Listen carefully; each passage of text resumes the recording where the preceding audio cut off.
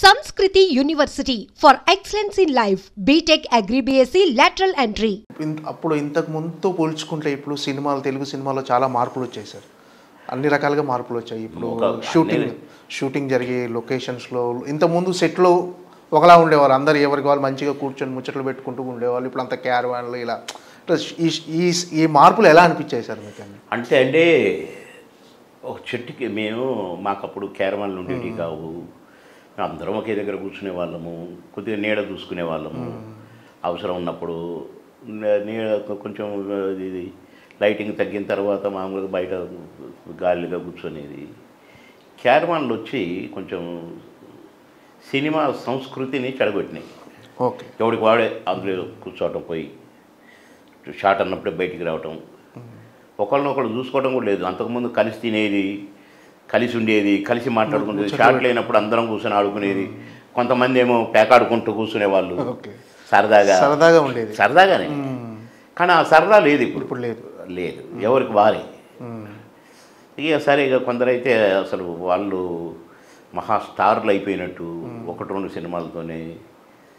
మరి మేము అట్లా ఉండేటది కాదు. మేము కూడా సత్యనారాయణ గారు లాంటి సీనియర్ నటులు, రమాప్రభ లాంటి సీనియర్ నటులు, ప్రభ గారు హీరోయిన్ గారు లాంటి వాళ్ళు, జయప్రద గారు లాంటి వాళ్ళు, జయసుధ గారు లాంటి వాళ్ళతోటి కూడా మేము కలిసి చేసినాం. కానీ జోవియల్గా అక్కినేని గారు అక్కడ దూరంగా కూర్చునేవాడు.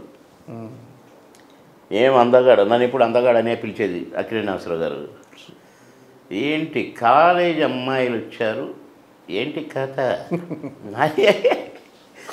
ఆ సరదా క్యారవాన్లో కూర్చుంటే వస్తుంది, రాదు. నేను గురుగారు అట్ట కాదు గురుగారు, ఆటోగ్రాఫ్ అని వస్తే ఆటోగ్రాఫే ఏంటో ఇవన్నీ అనేటోడు మమ్మల్ని. మేము నవ్వుకునేది, సరదాగా ఉండేది. అట్లాగే చిరన్నతో పక్కన కూర్చుంటే ఎంతో ఆనందంగా ఉండేది మాకు. మా పెద్దన్నయ్య పక్కన కూర్చున్నాం. కొన్ని ఆయన సినిమాలు అదే ఆయన అన్న అట్లా భలే డ్యాన్స్ చేసామన్నా అని, ఆ సినిమాలో భలే ఉంటుంది అన్న డ్యాన్స్ అంటే అనేటోడు.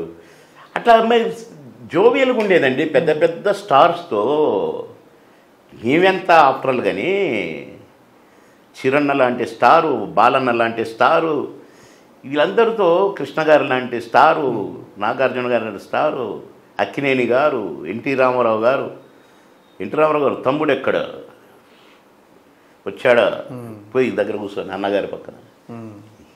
ఏంటి సత్యనారాయణ గారు ఎలాంటి సీనియర్ నటుడు.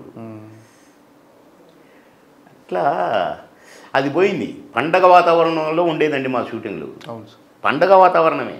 ఇప్పుడు ఎవరికి వాళ్ళు ఏమన్నా పండుగ అనే ఒక సినిమా, శరత్ గారని డైరెక్టరు, రోజు పండగలాగే ఉండేది మాకు. సెట్లు ఎక్కువ రోజులు రామనాయుడు గారి స్టూడియో, అక్కడ నానకరామ్ కూడా స్టూడియో, అది హౌస్ సెట్లో తీశారు. కోలాహలంగా 200-300 మంది. అబ్బబ్బబ్బబ్బా, ఎంటర్ అయిన కాడ నుంచి ప్యాకప్ అయితే కొబ్బుది అయ్యేది కాదు. ఇంకా కాసేపు ఉంటే బాబు సరదాగా ఆడుకుంటున్నాం అందరం. మేము షూటింగ్ చేస్తున్నామని అనుకుంటున్నాం కాదు, ఆడుకోవడానికి షూటింగ్ లొకేషన్లో ఉండేది కాదు. అది ఫ్యామిలీ మెంబర్స్ అంతా కలిసి ఆడుకుంటున్నారు. సీన్లు అట్టే ఉండేది, కొట్లాడుకోవటం. మళ్ళీ సీన్ అయిపోయిన వచ్చి రండ్రేగా. ఇప్పుడు అదే ఇప్పుడు ఇంత ముందు పోల్చుకుంటే ఈ పారితోషికాలు ఇవి కూడా బాగా పెరిగిపోయినాయి కదా సార్. రెమ్యునేషన్స్ ఏమో తెలియదు మాకు, ఎవరు ఏం తీసుకుంటారో మాకేం పనండి. వాటి గురించి నాకు ప్రస్తావన ఎందుకు? మనకు వచ్చే పర్సంటేజ్ వాడు బేడ, మనది మనమే వాడదు. అన్నీ మారిపోయినాయి. ఏమో వాళ్ళు ఎట్లా తీసుకుంటున్నారో, వీళ్ళు ఎట్లా ఇస్తున్నారో మాకు తెలియదండి. మాకు మామూలుగా ఎంత అంటే ఇంత అనుకునేది అంతే. వాళ్ళు ఇచ్చింది తీసుకునేది. వీళ్ళకి ఏనాడు నేను డబ్బులు ఇవ్వలేదు కదా షూటింగ్ రానని, కానీ ఉండేది కదా సార్, మీలో ఉండేది కదా, డబ్బులు వేయలేదు కనుక నీ షాట్లకు రానని కానీ అనేది కాదు. ఇచ్చినప్పుడు తీసుకునేది. డబ్బింగ్ అప్పుడు మాత్రం మా కూలీ అనేది. ఓకే, కూలీ అనేది నేను కూలీ, అది బ్యాలెన్స్ అంతే. రెడీ సార్, కవర్ రెడీ అంతే. కవర్లు ఎంత పెట్టి ఉండి ఏంటి చూసేవాళ్ళు కూడా చూసేవాళ్ళం కాదు. అంటే ప్రొడ్యూసర్ మాకు దేవుడు.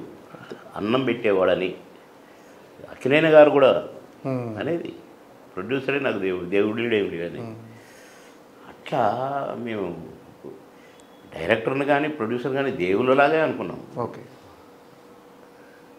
ఇప్పుడు అసలు ఆ రెస్పెక్ట్లు లేవు. నటుడు షాట్లకు పోయినప్పుడు కనీసం విష్ చేసుకోవటాలు కూడా లేవండి ఇప్పుడు. మాకు పద్మనాభం గారు 2-3 సినిమాల్లో చేశారు.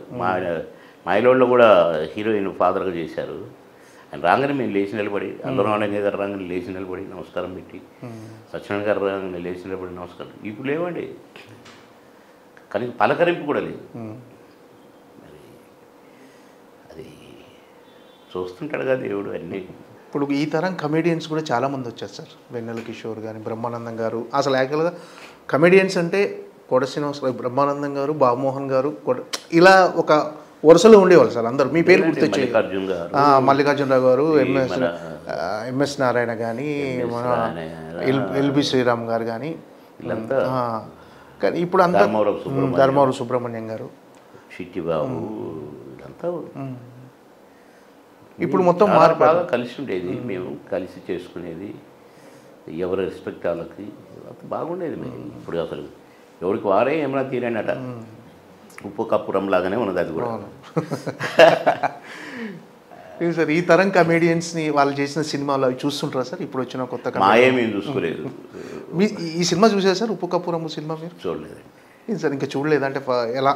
చాలా రోజుల తర్వాత మళ్ళీ ఒక మంచి క్యారెక్టర్ చేశాను అంటే. నేను అంతకంటే మంచి క్యారెక్టర్ చేసిన చూడలేదు. అంటే బిజీలో చూడలేదు అనుకోండి, కానీ థియేటర్ పోయి చూసి ఆ జనం అంతా వాళ్ళు సినిమా సరిగ్గా చూడక నన్ను చూసుకుంటా వెనక్కి ఇటే చూసుకుంటుండి ఇటు సినిమా వేస్తే నేను అట్టటి 1-2 సార్లు ఫీల్ అయ్యి ప్రేక్షకుల్ని ప్రశాంతంగా సినిమా చూడనేయాలి, డబ్బులు పెట్టి టికెట్ కొనుక్కొని చూస్తున్న ప్రేక్షకుల్ని చెడగొట్టకూడదు అని నేను అసలు సినిమా హాల్లోకి పోవడం మానేశాను. ఓకే. ప్రివ్యూలో చూడటం కూడా పెద్దగా నాకు టైం ఉండేది కాదు. ఓకే. ఇంట్లో కూడా చూసేవాళ్ళు కదా సార్ మీ సినిమా? ఇంట్లో టీవీలో వచ్చినప్పుడు చూసేది. బాగా నా సినిమా చూసినరా, నేను బాగా చేసిన అబ్బే అన్నీ దంచుకుంటూ పోవటమే.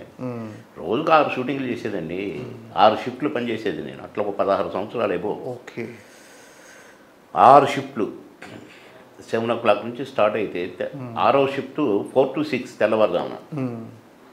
4 to 6 మార్నింగ్ 4 to 6 షిఫ్ట్. అవును. చిరంజీవి గారు కూడా 4 to 6 పనిచేశారు. 16 సినిమాలు సార్ ఒకేసారి? 16 సినిమాలు ఒకే షిఫ్ట్ అన్ని మామూలుగా? 6 సినిమాలండి సార్. పర్ డే 6 షిఫ్ట్లు పనిచేసేది నేను. 3 గంటలు 4 గంటలు 3 గంటలు 4 గంటలు అట్లా 6 షిఫ్ట్లు పనిచేసేవాడిని. ఓకే. ఇవి కాక లంచ్ బ్రేక్లు వేరే, మళ్ళీ 1 to 2 అదొక షిఫ్ట్.